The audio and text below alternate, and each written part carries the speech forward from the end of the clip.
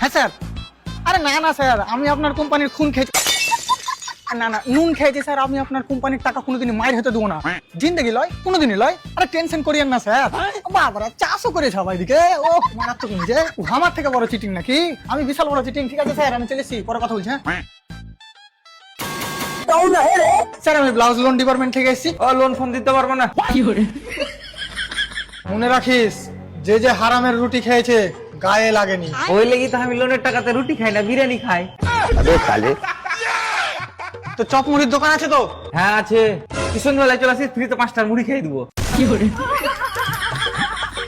শালা, ওই দোকানটা তুই লোন দিয়ে বানালছিস তো? তো দাদির ভাতার দিয়ে বানালছি। ওই দোকানটা ইট বালি পাথর সিমেন্ট দিয়ে বানালছি। তোমার ইট বালি পাথর সিমেন্ট কুঠে বালি কেন দোকানে? আবে দোকানে তো হামও জানি, কিন্তু দোকান থেকে নিয়ে আসার আগে তুই দোকানদারকে কি দিয়েছিলি? প্রথমে দোকানের নাম দিয়েছিল।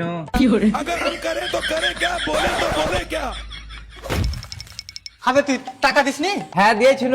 হ্যাঁ, তো ওইগুলা আমার গে লোনের টাকা। আচ্ছা, হ্যাঁ, তো আমার গে লোন কে দিবে এবার? তোমার কে লোন তোমরা দিবা বাড়া। হবে কোম্পানির লোন কে দিবে বে?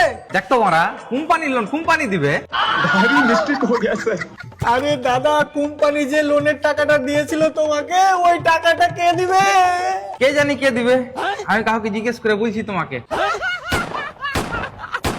ঠিক আছে, বিকেলে দোকানে চলে আসিস, একটা চপ খাইয়ে দিব ফ্রিতে।